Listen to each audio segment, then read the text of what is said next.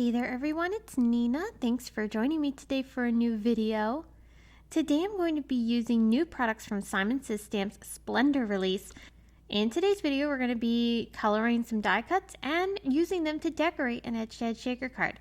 I love making edge-to-edge shaker cards. If you watch my channel frequently, you know I do it often, but I think it is such a fun way to make a shaker card that has low bulk and also is simple and easy to make.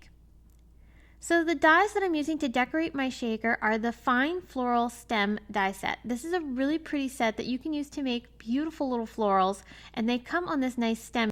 And you can make them more dimensional by adding additional layers with the individual flowers that come with it. There are also flower centers. I'm going to die cut 2 of these floral stems from some white cardstock. So I'm going to have 2 sets of these that I can use to decorate my shaker. I'm going to color these with not only some Simon Says Stamp Pawsitively saturated ink, but I'm also going to use some Copic markers too to color in the stem. So the ink is what I used to color in the florals. I used a pink color in Peony, and I'm going to color the very centers of each of these flowers, fading it out to white. I was kind of going for a cherry blossom look here. For the ink blending, I'm using Simon Says Stamp detail blending brushes in the round size, and then I brought in my Copic marker to start coloring in the stems. I used YG03, YG05, and YG17 to create the shading for the stem. I like this color combination. I thought it would be a nice springy color.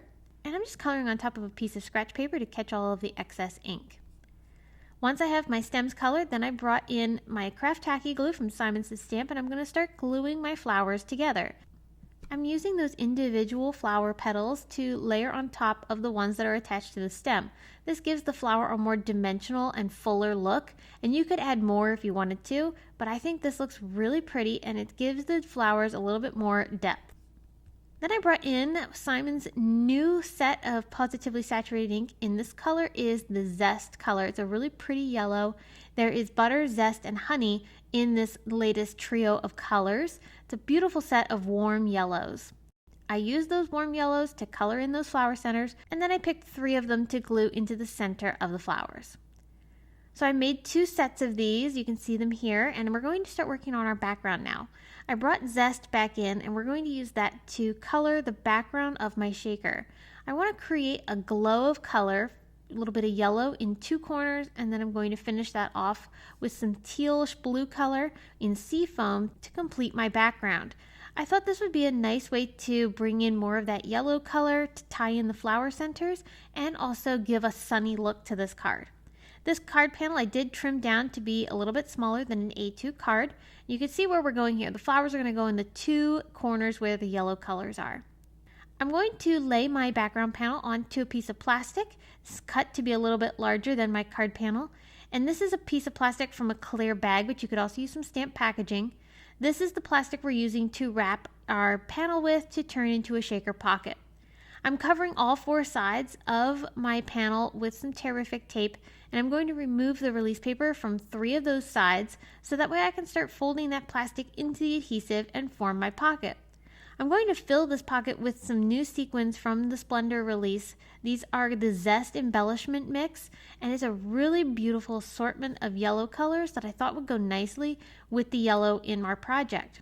I always like to trim off the corners of my plastic just to keep things nice and tidy.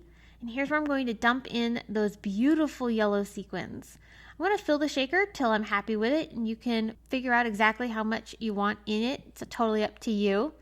Once I have all of my sequins inside, then I can remove that last edge of release paper from the adhesive and fold that plastic into it. And that closed up our pocket, and we're ready to go ahead and start decorating. So I'm going to take my cute little flowers here, and I'm going to put small pieces of 3D foam squares behind each of them so that way the flowers are popped up, and I'm going to glue the stems directly onto my card as needed. So I'm not going to glue all the stems, but just basically anything that's hanging on the edge of the card. I'm going to put a small dot of glue behind that just so that way it lays completely flat and it won't catch on anything. Anything towards the middle of the card I'm not worried about. So I'm going to glue my little cherry blossoms into the 2 corners where the yellow colors are from our background, and then I'll just cut off any excess that's hanging off the sides. On this particular side, I did have one of the flowers where I didn't want it to actually be adhered just yet in its current placement, so I actually did not put any adhesive on it yet. I then waited until I had the 2 flowers attached, and then I brought in the 3rd flower and put it in a different location, just so that way it changed up the placement and it made that corner a little different than the corner on the opposite side. So now I have my flowers in place. We're ready to adhere this onto an A2 card, which I made from some Neenah Desert Storm cardstock. This beautiful warm color really ties everything together nicely and gives a very earthy feel. This brand new birthday basic stamp set from CZ Design was the perfect sentiment set to use to finish off my card. I'm going to stamp the word happy birthday, and I'm going to stamp it onto some dull pink cardstock from Simon Says Stamp. I did prep the surface with my powder tool prior to stamping, and I'll use Simon Says Stamp clear embossing ink to stamp the greeting. This greeting is going to get embossed with white embossing powder. I sprinkled that on, and then I'll use my heat tool to set it so that way I get that nice bright white greeting on top of the pink cardstock, which really ties well with the colors of our flowers. There are coordinating dies for this set, so I'm going to use that to cut the greeting out. If you don't have the dies, you could just cut this into a simple little rectangle. And I'm going to pop this up as well. Same 3D foam squares that I used for the flowers, I'm going to use to attach my greeting, and I'll just layer this along the bottom left of my card, overlapping it with some of the flowers. So have you seen the new Pawsitively Dazzling gems from Simon Says Stamp? These are gorgeous. I'm using the cool tones here because I want the teal color in my project, and I'm going to glue a few of these around my card. These catch the light so beautifully, better than any gem I've ever had, and I absolutely love them. These looked so good nestled around the flowers and really completed my card project. I love how this turned out. This is such a bright and happy card. I hope you were inspired by the ideas that I shared today using these new products from Simon Says Stamp's Splendor release. If you're watching this video during the weekend of February 16th, you can participate in the Simon Says Stamp Splendor release blog hop. The blog hop is happening right now, and it's going to be continuing on through the weekend, so there's more inspiration using the Splendor collection that you're not going to want to miss.